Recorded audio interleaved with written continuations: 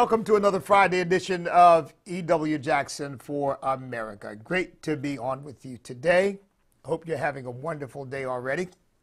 You know, it's fairly common in our culture for people to say TGIF, thank God it's Friday, but I say thank God for every day, right? Thank God for every day.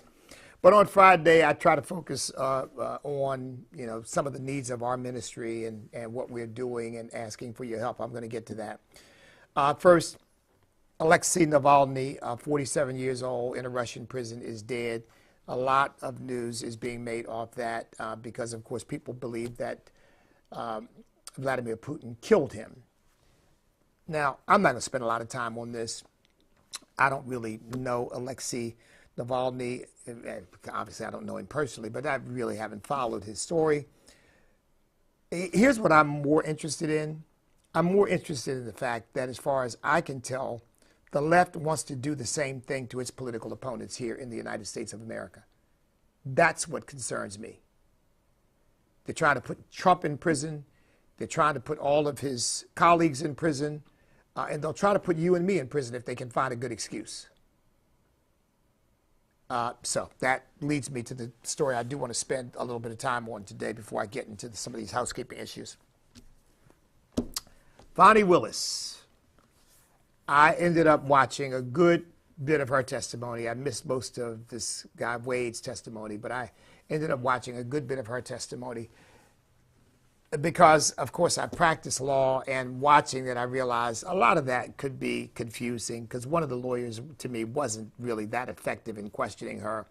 The second lawyer, the male who began to question her, his questions were much more precise, concise, ineffective, and hemmed her in and forced her to give answers. But the other lawyer was often so vague and ephemeral that she was able to weasel her way around it and throw up roadblocks and raise questions and ask, well, exactly what you mean? What do you mean? I don't understand. No, I don't. Here again, I don't know the lawyers involved, but I know one, the woman who was asking questions, I thought was not terribly effective, and she left too much wiggle room for Fani Willis. And the second lawyer who began to ask her questions, he was very effective and made it very difficult for her to wiggle around his questions because he was very precise with them. In fact, he said, I'm going to ask questions that are going to be easy to understand and are going to require a very simple, straightforward answer. And she made some kind of smart remark, like as if to suggest, yeah, well, it's about time somebody did.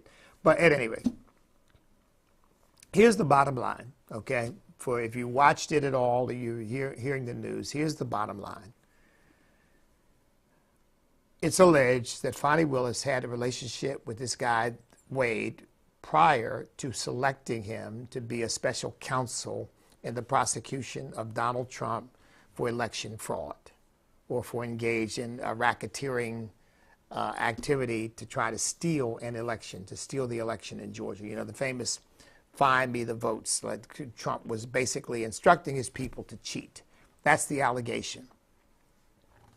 The attack on her is based on this premise, that she was in an undisclosed relationship with this guy before she appointed him as special prosecutor. Having appointed him as special prosecutor, he's been paid over $600,000. It's a kind of a sweetheart deal, if you'll forgive the pun, a sweetheart deal in which has been paid over $600,000. And mind you, somebody who has no background, apparently, in criminal law, that he's not a criminal defense lawyer. He has not been a criminal prosecutor, so he has no background in this, and yet she selected him and paid him all this money, far out of the norm for what she's paid other lawyers that have been hired by her department, her office, to take care of cases, I guess, that can't be handled within the department for whatever reason. Okay? So all this money gets transferred to him. Now, you could question the legitimacy of that on the basis that, well, wait a minute, is this really her hiring a competent prosecutor because she needs one and he's the best available? in her mind anyway, whether we agree with that or not, that's the legitimate basis upon which she made her choice. Or did she choose this guy because he's her boyfriend and she wanted to funnel money in his direction, and this was an opportunity to do that? That's what makes that a conflict. Secondly, she then goes on these lavish trips, which she tried to downplay, but these lavish trips to Belize, to Aruba, and I guess a couple of other places, these very expensive trips, a couple of cruises, and this guy she's funneling all this money to is spending literally thousands of dollars on her on these trips. Now, to just cut to the chase here, in the parlance of corrupt politics, it's called a kickback. In other words, I'm funneling money to you. Part of your job is to get that money, get some of that money back to me in a variety of ways. Now, this may be one of the most efficient ways one could ever think of to do it, buy me expensive vacations, but nevertheless, she is being enriched. She is being rewarded by a man to whom she's funneling hundreds of thousands of dollars. So, okay. Let's just assume, again, that he was hired legitimately. And let's just assume that he's being paid legitimately, okay? Let's just assume that. Kickback doesn't ask that question. Kickback only asks, are you being rewarded for having given the person that role? No matter what the basis was for giving it to them, are you being financially rewarded for it? Her answer is no. And here's why. Because I reimbursed him for everything he spent. Okay. All right. Well, that certainly takes the sting out of things, doesn't it? Where's your proof? Oh, I don't have any proof. Why not? Because it was all cash transactions. Oh, okay. Well, surely he wrote a receipt. No receipts. Okay. Well, surely there are bank withdrawals for when you took the money out to get. No withdrawals. Well, where'd the cash come from? My house. Oh, you have cash in your house? Yes. Okay, well, let's leave that aside for a moment, okay? Let's leave that aside for a moment.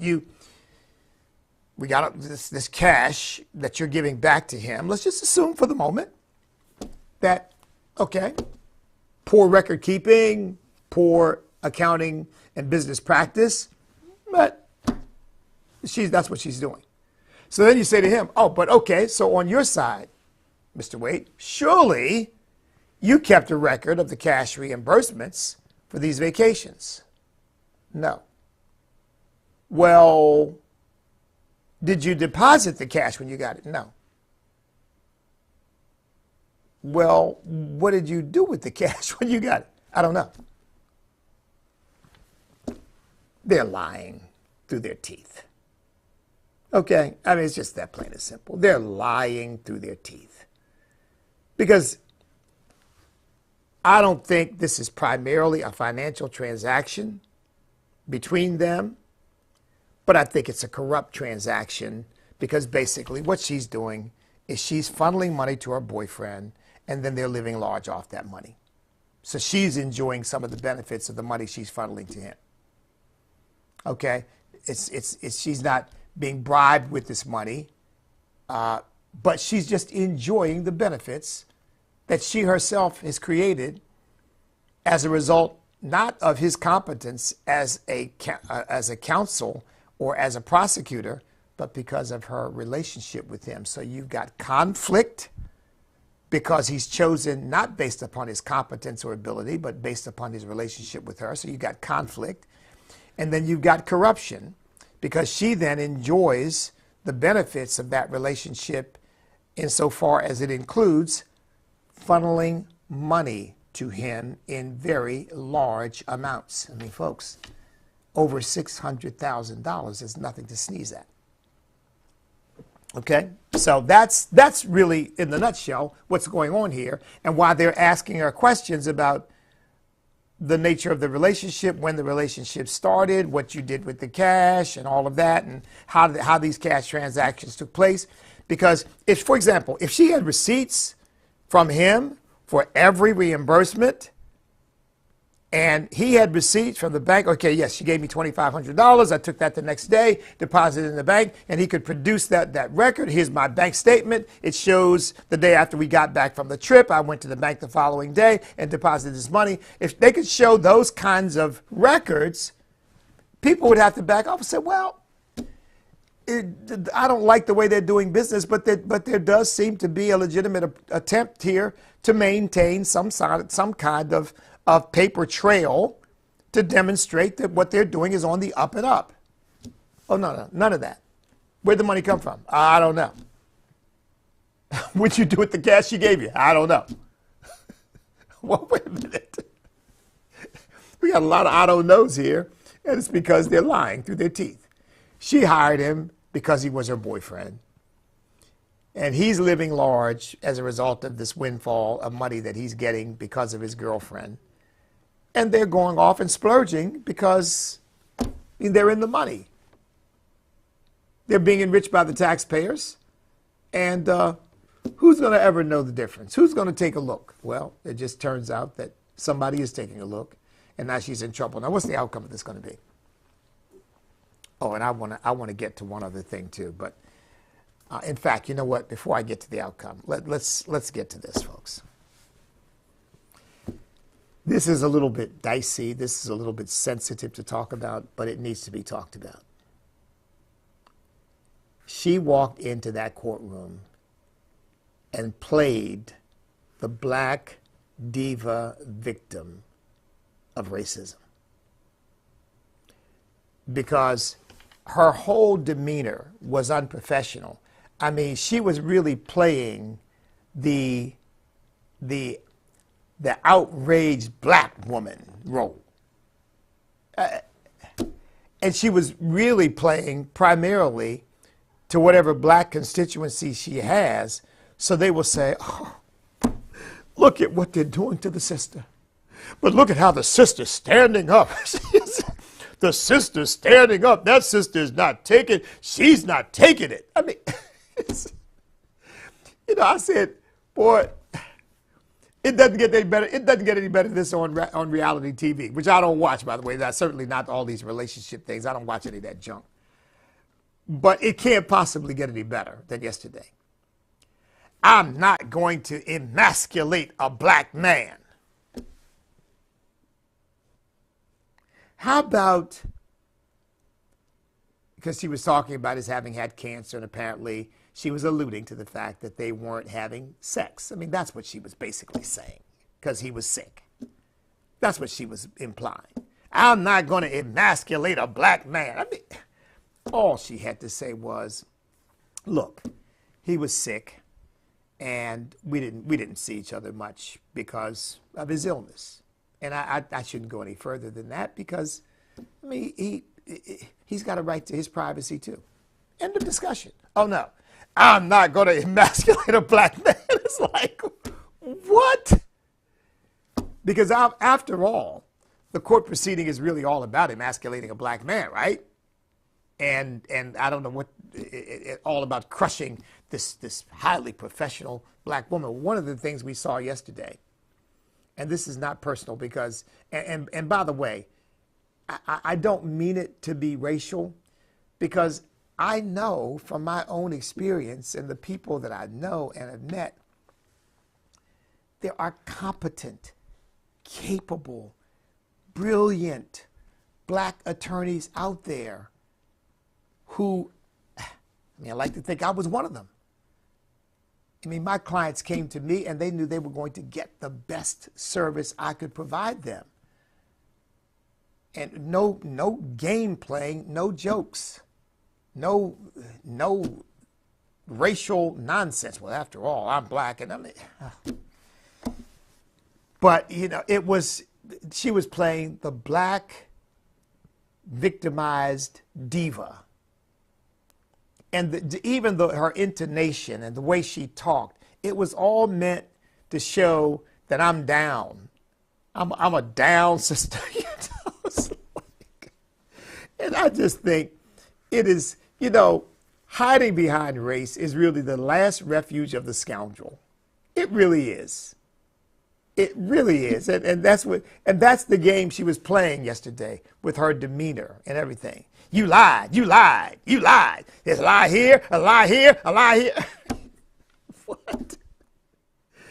Oh my, I cannot stand this idea, and it happens a lot. Barack Obama used to do it, and we've even seen, Hillary Clinton did it, this idea of trying to caricature what black people sound like. Because the dialect and speech patterns of Americans of African ancestry vary as much as anybody else, depending on where they live, where they come from, what their background is, and so forth. And this idea that she was playing it, black people have a certain way we talk, and we have a certain demeanor, we have a certain style. Look, I realize there are cultural norms, and this is true for Irish people, for Italian people, for German people, for Asian people. And we know there are cultural norms that demographic groups develop within their group. But the moment you start categorizing and caricaturing and characterizing based upon what you believe are the stereotypical norms for this group, you are on very dangerous ground. It's like Hillary Clinton. I don't feel no waist tight. I just, you just want to reach through the screen, just give us, I'm only kidding, folks, but just a little wake up tap, like, boop, hey, what are you doing? And Joe Biden, you're not voting for me. You ain't black. No, but Joe Biden, I guess you are. I guess they all want to sound like Al Sharpton. How long has Al Sharpton been in New York? You hear the Southern drawl that he tries to have, the Southern black preacher drawl. And Barack Obama used to do the same thing. He'd get up and speak, and he'd start trying to, the boy's from Hawaii. And he'd get up and try to start doing the black preacher thing. Yeah, well, that's a whole nother thing. I just find it disgusting. Just be yourself. When our children were growing up, my wife and I we did not permit all of that caricaturing garbage that is supposed to be representative of how black people talk. We didn't permit it. You speak proper English, you write well, you read well, you speak well. Any questions? But that's not really authentically black. Well, if it's a black person speaking, I don't know how much more authentic you can get. What do you think an educated British subject from an African country who's gone to good schools and grown up in a good family and maybe second, third generation in England, what do you think they sound like? I'll tell you what, they don't sound like they're shucking and jiving.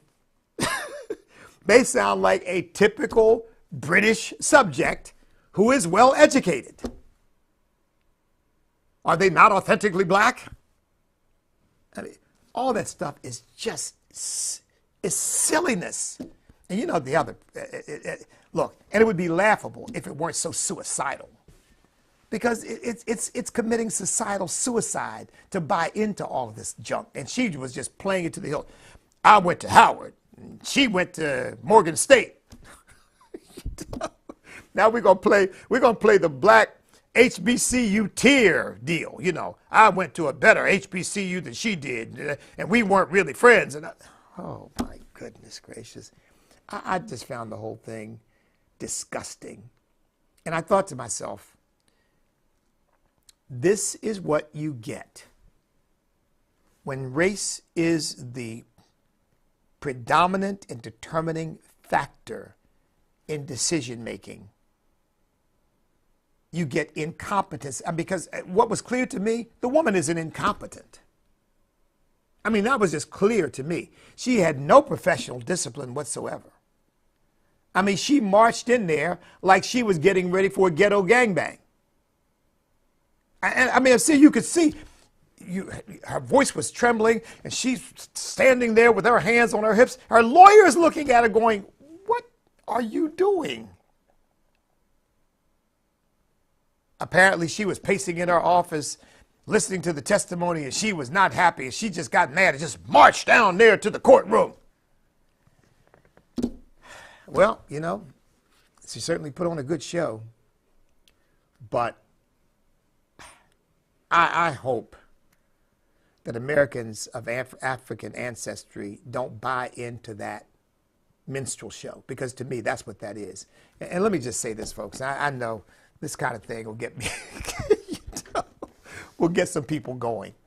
But, you know, we black conservatives have often been called sellouts and Uncle Toms, and, you know, in fact, I had one guy say, you're an accommodationist, because he was talking about, of course, Booker T. Washington, and that was the accusation that was made against him, that he was an accommodationist. In other words, accommodations meaning you're trying to accommodate white people, you're trying to make white people happy, you know. So we've often been, you know,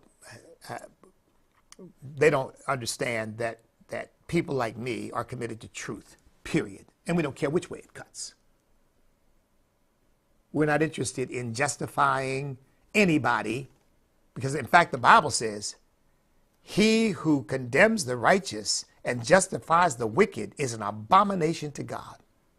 So if I justify, he who justifies the wicked and condemns the righteous, I think I had that backwards. He who justifies the wicked and condemns the righteous is an abomination to God. So now if I justify wickedness because the person's got the right skin color, I've made myself an abomination to God. I'm not doing that. Or if I condemn the righteous because the person happens to have a skin color that I'm told doesn't makes them right, makes them wrong on all counts, because of course they have lighter skin and they're, you know, they don't have the necessary melanin element in their epidermis.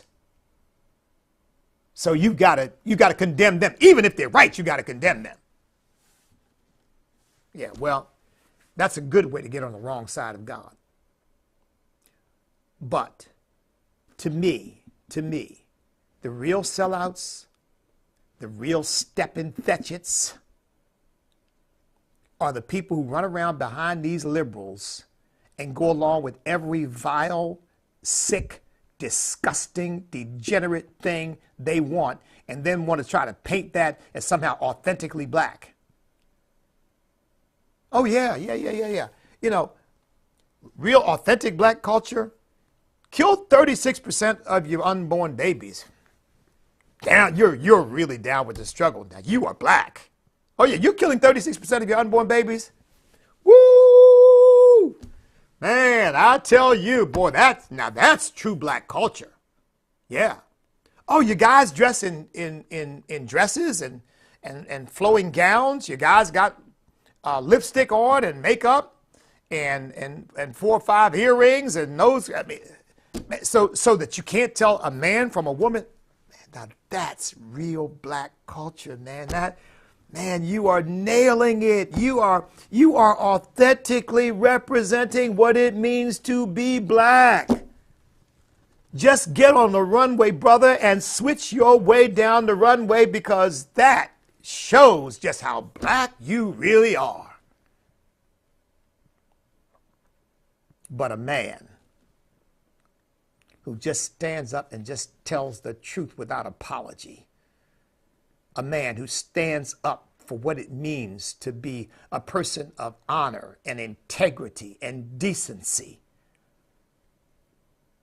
A man who is willing to defend that honor and defend and stand up for his family and his values and his God. Well, you're not authentically black because the God you're standing up for is the Christian God, and that's the white man's God. I'll tell you what, if you want to put it that way, I'll put my blackness up against the blackness of these stepping fetchits who want to run around and put on a show for the black community and somehow make that authentically black. And you can go down the list, start with Al Sharpton and just go down the list of idiots who do that. Who have a little show they put on for everybody. Well, Fonnie Willis put on the show yesterday. And I guess she's going to put on another one today. In fact, in a few minutes, she'll be putting on her little black minstrel show. That's right, I said it because I mean it. It's about time that black folks stop following these idiots and following these people who do nothing but hide their incompetence and their dishonor and their dishonesty and their lack of integrity and ability and hide behind being black, and everybody's supposed to overlook it because after all, you got the right color skin. Well, see if that works with God. It doesn't work with me because it doesn't work with God. Nobody's going to stand before God and get a pass because of the color of your skin. In fact, when you stand before God as a spirit, when you leave this body, when you stand before God as a spirit, you're going to stand before God with your character in bold relief. So you won't even have skin color to hide behind. What are you going to do then? And by the way, let me just say the same would be true for the white racist who thinks that somehow I got an in with God because I'm white, and you're going to stand before God and white skin is supposed to somehow give you an advantage. You've got another thing coming. You are in for a rude awakening. Just as much as the Black Panther or the Black Lives Matter activist thinks they're going to stand before God and they're going to get a pass because after all, I was searching for justice. I tell you what Jesus is going to say, depart from me, I never knew you, you that work iniquity.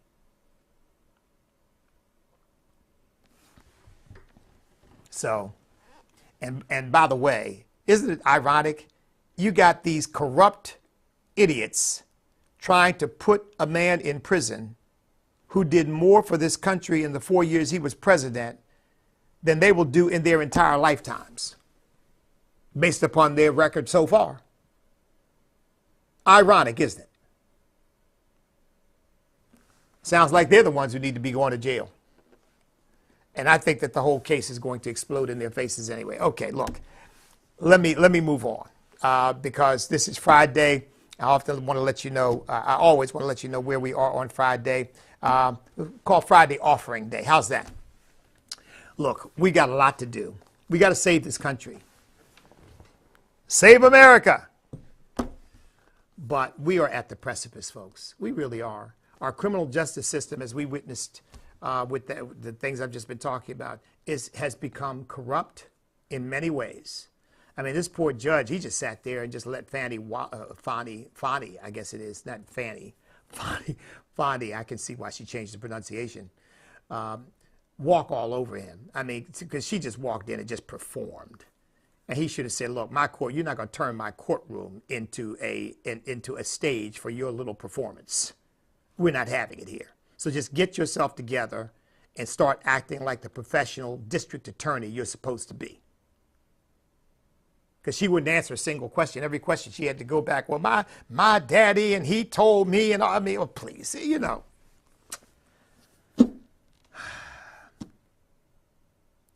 We need your support. I solicit first your prayers, and I really do mean that, because I always say, Prayers will bring resources. Resources will never substitute for prayer and the favor and the grace of Almighty God. And there are multiple ways you can give.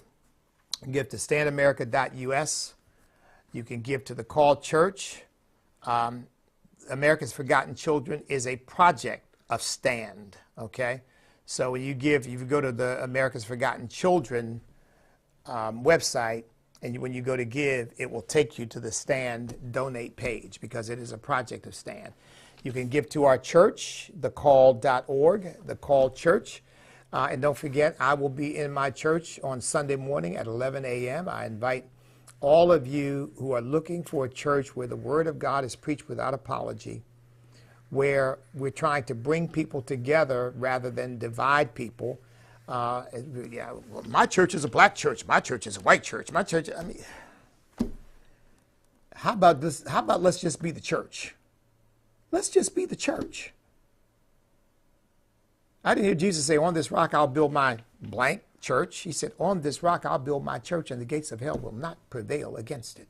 Let's be the church. 943 Canal Drive, Chesapeake, Virginia. Come on by. Services start at 11 o'clock. We start live streaming at about 11:20. That's thecalled.org. You can give there if you'd like to support our Maximum Potential Christian Academy. The Maximum Potential Christian Academy is a K through 12 school. We're not at K through 12 yet. In fact, we're about to graduate into middle school, but we need to expand our space. We really need a new facility. Some of you supported us in seeking the 142 acres, which just didn't happen because it was zoned farmland and all kinds of zoning issues got in the way. And ultimately, we simply couldn't get what we needed, couldn't get the financing to do it. But we're believing God that the next time that opportunity arises, we will have the money in the bank to just pay for it outright. That's what you need. And I can't do that without your support. God's not going to rain down money from heaven. He's going to provide money through you. Now, let me add one other thing. Oh, and by the way, of course, if you sign up for $25 or more per month as a Patriot partner, I will send you a signed copy of my latest book, Sweet Land of Liberty, Reflections of a Patriot Descended from Slaves. I hope you caught the CBN interview with Gordon Robertson. I've gotten some great reviews on it. People really, really liked it, really enjoyed it. We're going to try to post that ourselves so you to see. But you can go to the CBN website, and I'm pretty sure you can find it there. But look, I want to add something else. E.W. Jackson for America is not a nonprofit organization. We are a podcast. And that podcast, this podcast, while we support all of these nonprofit efforts, this podcast is not a nonprofit effort because the podcast gives me a vehicle for saying whatever I want to say about any subject. And if it were nonprofit, I couldn't say what I'm about to say to you right now. We've just embarked on a year-long project under something whose logo is not up here, because in fact, I'm going to probably get it up here, and that is Stand America PAC. Now, Stand America PAC is a sister organization of standamerica.us, of course, separate, firewall between them, but nevertheless grows out of the Stand movement. And Stand America PAC is a super PAC, which means there's no limit to the amount of giving you can do. It is a super PAC. You can go to our website, standamericapac.us. So it's just like Stand America, except add PAC to it, .us. That is a political entity. Your donations to it are not tax deductible. But we have embarked on something that we're calling Save America, Elect Donald Trump. Save America, Elect Donald Trump.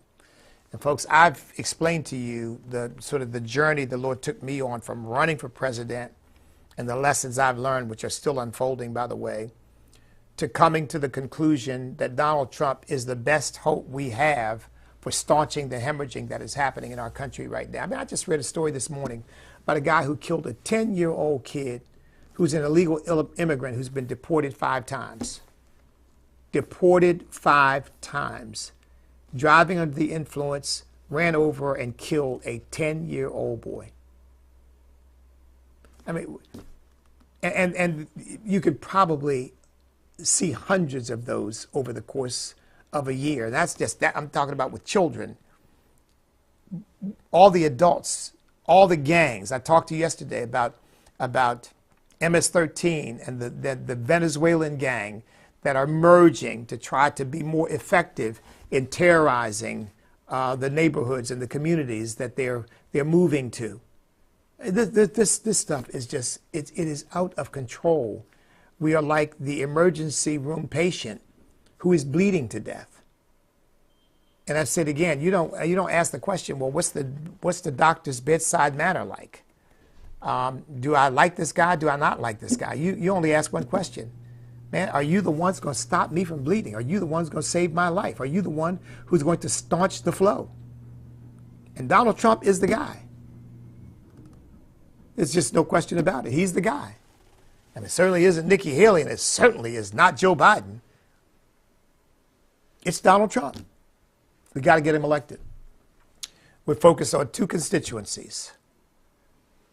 His evangelicals, and by the way, that's across the board. Evangelicals, no matter what their demographic, no matter what their background, Christian voters must support Donald Trump.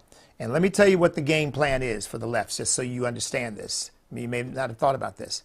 They are going to start propagandizing into the Christian community and saying, you're a Christian, you shouldn't vote for Donald Trump before God because Donald Trump is, and then fill in the blanks. He's a this, he's a that, he's a molester, he's a, oh, they're going to, all kinds of accusations. They're going to tell you why you cannot vote for Donald Trump.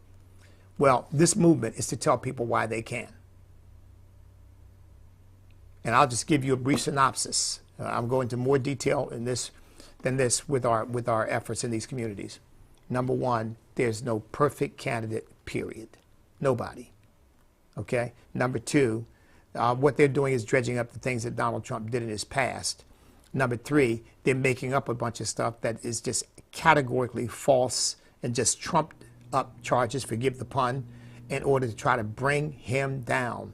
Number three, it's ultimately not about Donald Trump. They're ultimately after you and me. And Donald Trump is simply a champion for America First values, and a champion for trying to make our country the very best nation we can be. Don't agree with him on everything, by the way. But here again, he's the emergency room doctor. And before you can get to rehabilitation, you got to survive. So, brief synopsis. We'll get into more detail about that. And then secondly, because they're going to try to Donald Trump's most reliable and largest single voting base is evangelical Christians. And if you can undermine that, you can defeat him. And we're going to make sure that they can't undermine that by telling Christians, without apology, equivocation, hesitation, you not only can and should, you must vote for Donald Trump out of a sense of Christian conviction, because I really believe that Donald Trump, with all of his flaws, and we all have them, is the man that God has raised up for this moment. Now, here's the second thing. We're going to focus on black voters because black voters have been moving toward Donald Trump. And the left is going to go, look, folks, they're going to go off the deep end this time, trying to divide those voters and say to those voters, you cannot, same thing they're going to say to evangelicals, only on different bases. You cannot vote for Donald Trump. They're going to say to evangelicals, you cannot vote for Donald Trump because he's a bad man. They're going to say to black voters, you cannot vote for Donald Trump because he's a racist. And we're going to give those voters a moment of pause. In fact, next month, I think it's going to be about the 1st of March, we're going to launch Exodus, the sequel. I had a video go viral telling black folks that you need to come out of the Democrat Party. Well, we're going to do a sequel to that, and believe me, folks, it's pretty much, the text is pretty much already written, and it is hard-hitting. I mean, it's taking no prisoners. And we're going to advertise on gospel and Christian radio stations, reaching both those communities. We're going to do some television advertising, some social media advertising. We need money to do all that. Our goal is to raise $5 million. I'm looking for 2 people who give me $1 million each. Maybe you're watching right now. Maybe somehow, some way, you're watching right now and you say, you know what? God's been moving on me. I've got to give $1 million to a worthy cause, and this is the person that I believe God has selected for me to give that money to. Now, this is super PAC money where there's no limit on the amount of giving you can do. It's not like a federal election where you can only give $3,300 per person per primary and general election. There's no limit to what you can give to a super PAC. You can write a check for $100 million. That's what Jeff Bezos did for Van Jones. I don't know what he gave it to him for, but he did. If there's a billionaire out there with $100 million that God is laying on your heart to give it to me. I'll use it to help save this country. I guarantee you that. I won't use it to go out and buy mansions that were owned by communists so I can live in a mansion that was owned by some Marxist, some communist, and feel so good about, don't even get me started on that one. That's what Black Lives Matter, $100 million. $100 million for what? To betray everything this nation stands for, and indeed to betray Almighty God. In fact, to betray the black community, because they didn't do anything for black people. They stabbed black people in the back. All that stupid rhetoric for nothing. Weren't interested in saving any black lives. They were interested in enriching themselves. But I'm looking for $2 million donors. I'm looking for $400,000 or $500,000 donors. I know, look, we've got them in the Christian community. You know, the Lord laid this on my heart. Son, there's no lack of money. There's a lack of will. There's no lack of money. There's a lack of will.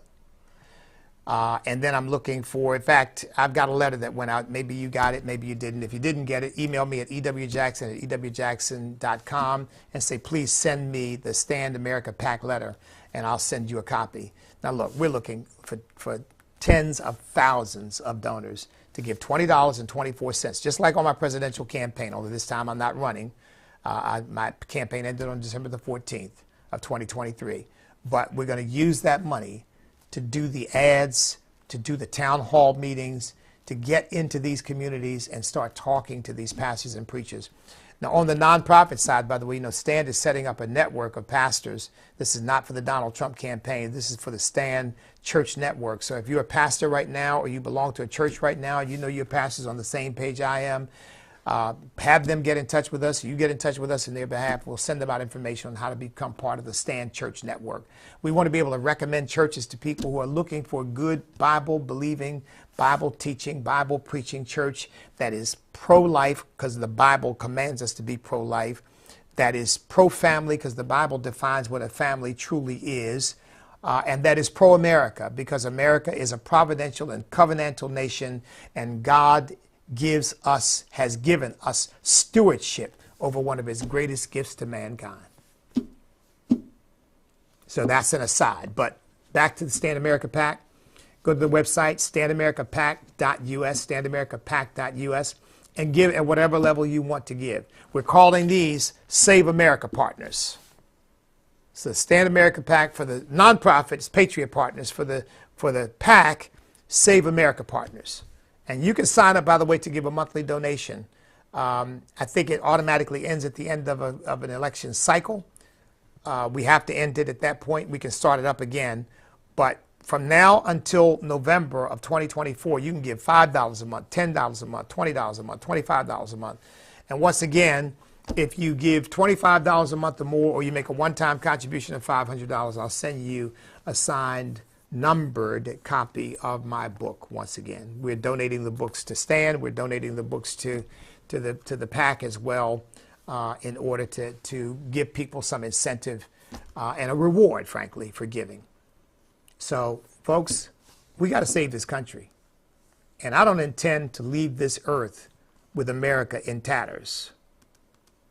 And so we can't allow people like Joe Biden and all these leftists, these crazies. Just read about Rashida Tlaib refuses to denounce even the sexual rapes, the perversions, the abuses that the Taliban and that Hamas, particularly Hamas, is engaging in against against the people of Israel and against all these Jewish girls, and she refuses to condemn that. I mean, these people would take our country to hell.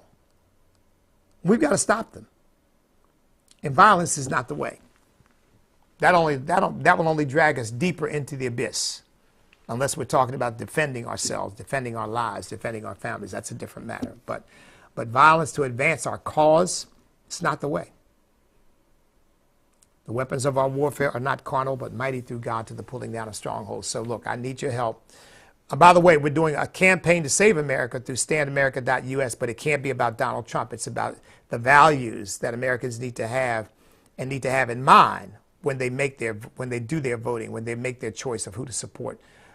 So we can't be about elections, because Stand is a nonprofit 501c3, and we can't get involved in endorsing candidates. So that aspect is going to be focusing strictly on values. If you want to support that for tax deduction, go to standamerica.us for the campaign to save America.